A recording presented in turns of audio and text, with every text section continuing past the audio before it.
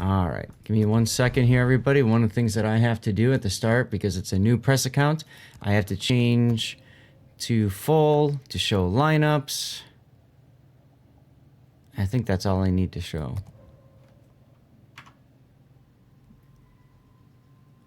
Yeah.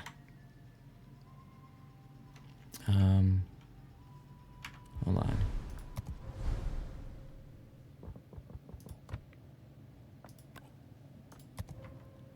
There we go. Okay.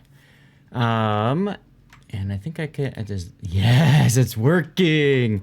All right, everybody. Welcome to our first look at Beat the Pro 2024. This tournament started up 2 years ago in 2022. I cast that with my mods Puddin and Sithkin. And today we are looking at Beat the Pro 24, and this is going to be EDDA versus TAYTO.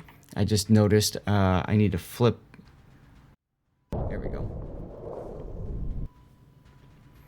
Just noticed I needed to flip because TAYTO is in the green. So TAYTO is bringing with them, we've got Furious. Yeah, let's just call him Furious. And the Marceau, followed by Irish God of War in the Hindenburg. And you can see the build viewer here showcasing what builds that they are running. Irish using the unique upgrade for Hindenburg. Interesting decision, as well as outnumbered and top grade gunner.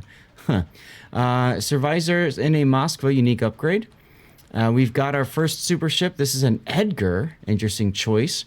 I would assume that's a radar. Yep, radar Edgar. We've got player number 77 in Ohio. With the unique with the booster for DCP module, the Karpak Kid in a Napoli, secondary build, of course. Yup. And then Shenanigans in a Forest Sherman. With looks like that would be one of the Does, or it could be Halsey. Opposing them to the south. Here is EDDA. We have Ali and Company going to C-Cap with the Moskva. Unique upgrade. Zoniner in a Daring with, Dazzle, all the good stuff. Side note, I believe this is the first tournament where Dazzle has the buff. Interesting. Captain Philip XP in the Napoli. Actually, no, technically Warships Classic was the first one. This is the first time we can actually see it, though. So that's kind of fun. Secondary build Napoli. Sven 752 is in a Kremlin in full tankety tank build. We have Classical in a Moskva unique upgrade. Henzi H08 in a Torp build gearing. We like to call this the COTS build. And we've got Brodenex in a Salem with range. Interesting choices for them. Furious is able to grab A quickly in the Marceau, and as you can see, we've got torpedoes coming through the A cap as Gearing and Salem work their way up for Team EDDA to the, that kind of island that everybody wants to fight over. Now, it's worth noting, oh, look, our circles are back. Oh, this is so much nicer. It's worth noticing Servicers Moskva is positioned right behind that island. That's a huge position for him because if you see the radar circle, he covers that island with his radar. Shots out now on the Salem that was momentarily detected. Brodenex just makes that turn and no problem.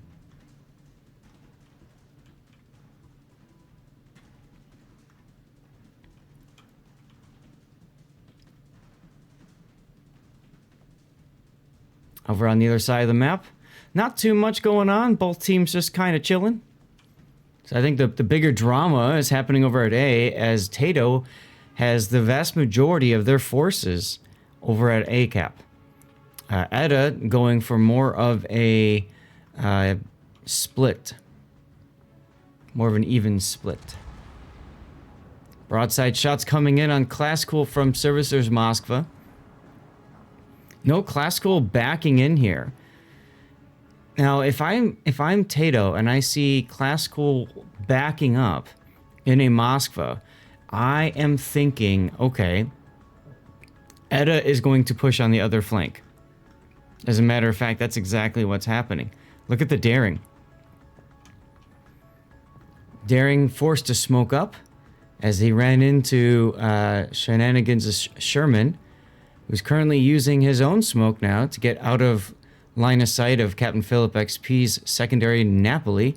And here comes the radar from Ollie and Company's Moskva.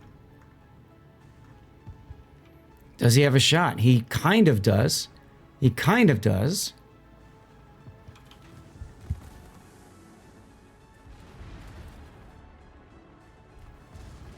And you can see he goes down. First blood going to EDDA. As TAYTO's 4 Sherman goes down. His rear turret was broken for a little bit. Meanwhile, on the other flank, Class Cool is continuing to be farmed down in the Moskva. He's going to have to hit W and just run.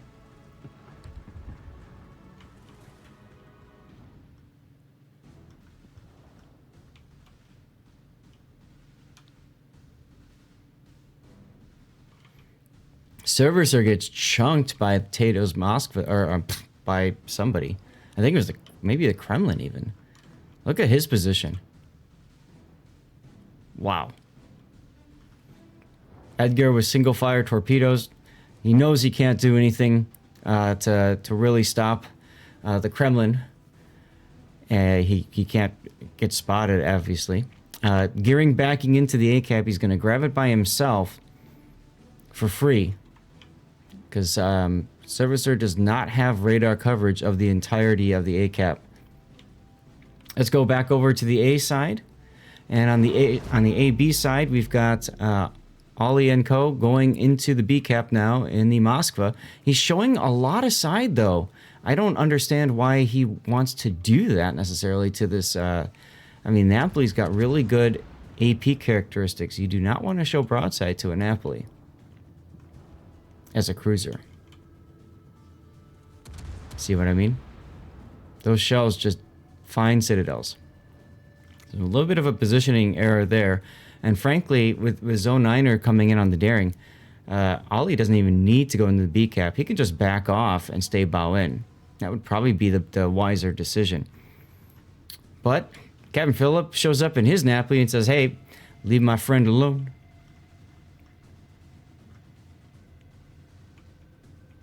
Radar going up, catching the gearing. The enemy is about to win. Nice hits there on Henzi. But I kind of feel like TAYTO isn't going to be able to find a way back in.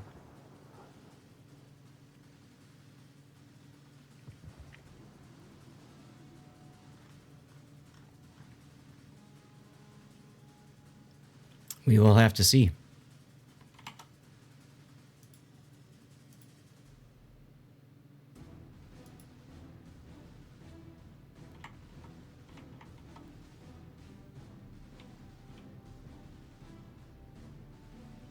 Going back to the other side here, we can see that that Pocket has decided to turn around at his Napoli. He's going to make a last stand right here, and let's see how effective this last stand is. Kremlin shells come in, get a bit of a chunking, but I don't think he knows daring torpedoes are here. Well, he does now. As the Salem over at A takes out the Moskva as well. Edgar now making his presence known.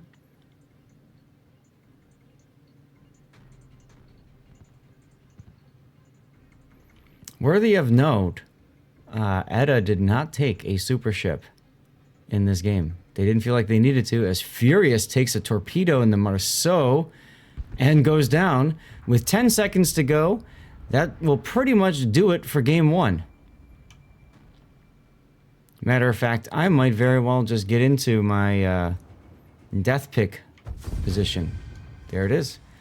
You can see the little grab ass going on as both teams start, as Team EDDA starts shooting each other, because they know they've won. Okay, now I need to update my helper as Team EDDA won Game 1. And next up we go to Warriors Path. Okay, let's go back to the best of 3 screen for a sec. All right, here we go, ladies and gentlemen. Our second game of EDDA versus TAYTO. EDDA won the first game and is spawning in the north spawn here on Warriors Path. EDDA is bringing with them Heinz H08 in a Daring again. Brodnex is in a Ragnar. Interesting build for the Ragnar. Typical guns and range and all those things. Class cool, reprises his role and unique upgrade. Moskva. We've got Piemonte. First time EDDA is bringing a super ship. And they're choosing and putting it in the Pi Day camo. That's kind of fun. And so there you go. There's the Piemonte. Napoli. All of them are on Pi Day camo. Oil and Company this time is in a Stalingrad instead of a Moskva. And Sven, 752, is in a tanky Kremlin. Let's take a look at the south. At what they are being opposed by. Furious Scrimmer in the Marceau once again. This time heading towards the A-cap. He's got speed, he's got engine boost on, he's going to get into the cap as quickly as possible. Note that he's interesting. He's running Swift and Silence. Now, the reason I'm bringing that up is Swift and Silence gives you a boost as long as you're not detected, but it also nerfs your gun reload. That's kind of interesting to me. I'm not sure if I necessarily agree with that. We have Shenanigans in the Forrest Sherman and Azwraith in the Edgar. Again, TAYTO really likes their Edgar for whatever reason. Kapak Kid in the Napoli, all heading towards the A-cap. Player 77 is chilling in the Ohio. That is your same build as what we saw last game. And then we've got Irish God of War again in the Hindenburg and Servicer again in the Moskva. So once again, TAYTO looks to be doing a heavy push on one side. And, well, I guess you could say EDDA is doing the same. Both teams really just kind of putting more of their beef over on the A side. Interesting to see how this is going to play out. Let's back off just a little bit here.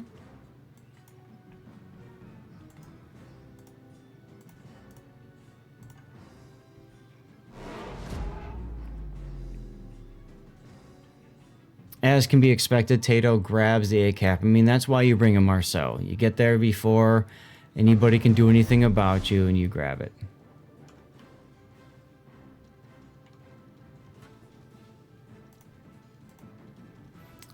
Furious did get detected momentarily. Shots came in, but he's okay. He'll be fine. Meanwhile, we've got the Forrest Sherman and the Edgar both firing over the island for free for a bit on the Piemonte. And not really getting much out of that. Heinz goes into the A-cap. Even has a teammate sending torpedoes towards him. Gets detected. There's the Marceau again, and he's in trouble. Piemonte sap? Oh. This might be problematic. Furious is going to try to... frankly, this is where you should be going dark. No reason to keep shooting. I think he's realized that now. He's dodging. But so far, TAYTO definitely losing out in these early trades.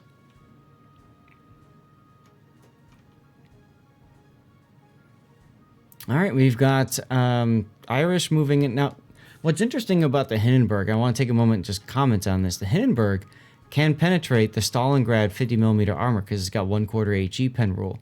So Hindenburg going off to the flanks there might be really nice. Oh, Azwraith, I think, had to pucker up a little bit as Stalingrad shells came in and just fell astern. All the fighting is going on over A right now.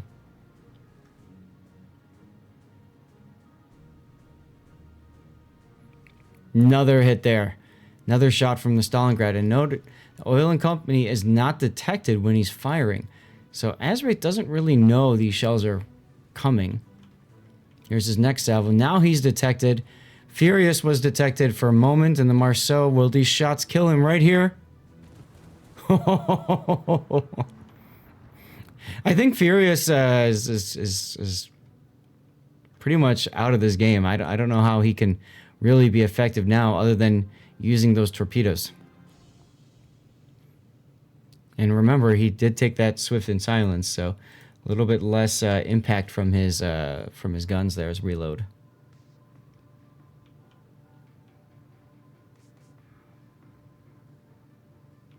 There goes the Marceau. Hindenburg and Napoli make contact. The only thing that the Hindenburg has to worry about here, of course, is those sap shells from the Napoli, right? Look at those things arcing. Look at those arcs. Oh my god. So he's taken, I want to point out too, he's taken the unique upgrade for Hindenburg, which means he doesn't burn as long and he doesn't flood as long. And he's up against a ship that's got sap secondaries and he's showing enough side to keep the Napoli shooting AP. Point I'm trying to get at, that unique upgrade is completely ineffective in this particular battle. Or fight between the two ships. But wait, there's more. His Moskva buddy comes in and smacks Captain Philip XP a little bit. I love the use of the smoke, followed by the plane to try to keep God of War detected for secondaries. Unfortunately for the Napoli, God of War stayed dark.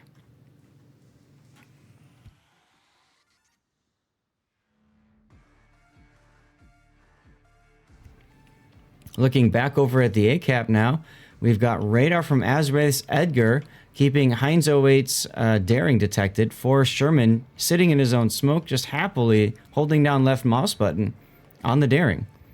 Daring choosing to weather the storm and just chill in this long duration radar. Don't think that's exactly the best idea. The radar is expiring, however. But the thing is, these guys over here aren't going to stop anytime soon. They know the Daring is low. They're just going to keep shooting, right? The only difference is Kapak Kid isn't going to be able to get his secondaries in on the Napoli. It didn't matter anyways, and the Daring does burn down. So TAYTO gets a kill of their own. But EDDA currently on a 2-cap advantage. They're down on points for a little bit. But that will change relatively soon. Oil and Company and the Kremlin Sven are moving farther south now. They're starting to slowly push down this map. They want to get these side shots on the Edgar. Meanwhile, look at the Ohio. Player 77 just going for it. I don't necessarily know I agree with this. I mean, he can, I suppose, try to go into the cap or something. He's got a nice side shot on Sven. You know, couple of pens, whatever. But it's a Kremlin. It's just a sailing bathtub, you know. You just put it in a position. He just got Citadel, though. And now I think Sven has been waved off. He probably knows that there are single-fire torpedoes coming. Edgar's opening up on him. So he probably knows they're single-fire torpedoes. That's why he hit W 4 times to move forward. He's also going to get out of the Ohio's gun arc that way. Makes sense. That's pretty smart. However, he does have this Moskva in front of him. And the only way for this Moskva to get out is if the Stalingrad is able to get behind the Moskva. It means Oil and Company needs to move fast. Napoli coming in too with some shells from extra long range. Got a Citadel or two off of that. Brilliant shot from the Napoli. Philip is continuing to move south. The Hindenburg forced to give a lot of ground because of those secondaries. Servicer was able to move forward slightly. Now he's out of that trouble. But the Stalingrad's coming. Here's the deal, though. Sven is continuing to be farmed down by TAYTO's Edgar.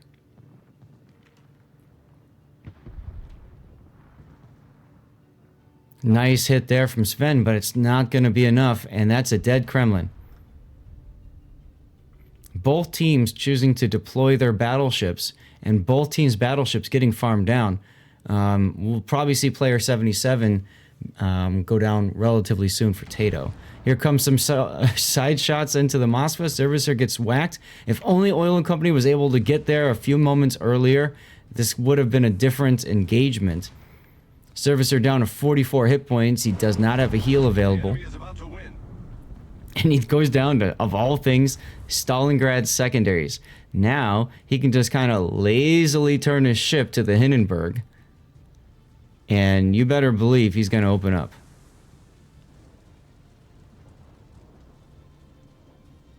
Napoli, of course, also chasing down this Hindenburg. Let's follow these shells. The Hindenburg is wisely turning away and angling. So those shells won't do too much. Let's take a look at the other side of the map at this Ohio.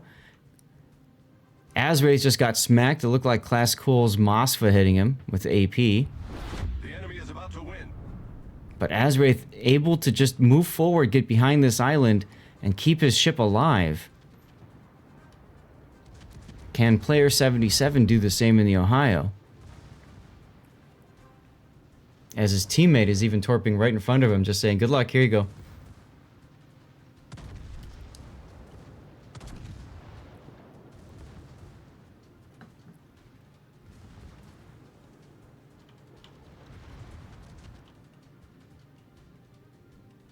I'll tell you, the game's looking pretty good for EDDA now. They're about to kill God of War, and they're going to flip the C cap.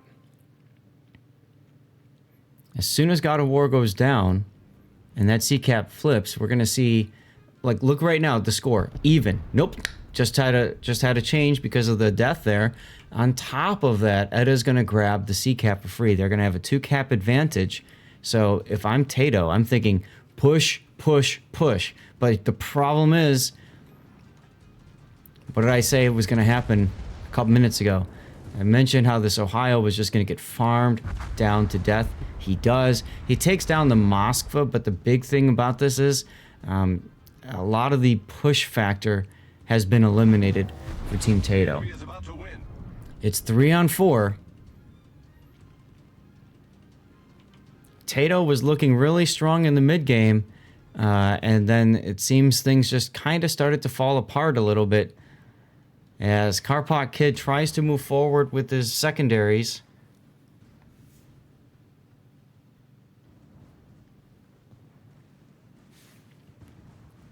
Oof, Piemonte gets a nice hit on him.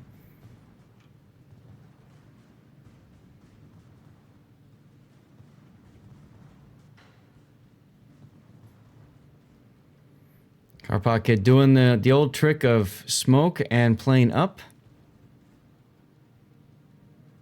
Wisely turning there, figuring torpedoes might be coming his way. And he'll just let his secondaries do some talking for him. The thing is, this game is over in 1 minute. So TAYTO can't afford to just sit here and derp around with the secondaries. I mean, they gotta... Yeah, I mean, it's pretty much all but over.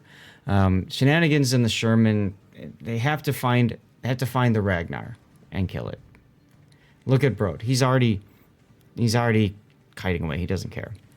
Right? The Stalingrad to the south, Oil, is just sitting there chilling. He doesn't need to advance. This is the sign of a team that's very well experienced in the game, and they know a lot of times the default decision by players is to push. They know they've won. All they have to do is survive. That's it. Carpot Kid taking shots. He knows he's the only chance, right? Actually baits out Brodnex's Ragnar, and Shenanigans and the Edgar are able to open up on him. But with 8 seconds to go, it just ain't happening, guys. It just ain't happening. All right, so with that, EDDA goes 2-0 in this engagement. Boom. I'll set them as the winner. I haven't messed with the winner screen. Hopefully that works well. Congratulations to both teams. Great first look at this. And here we go.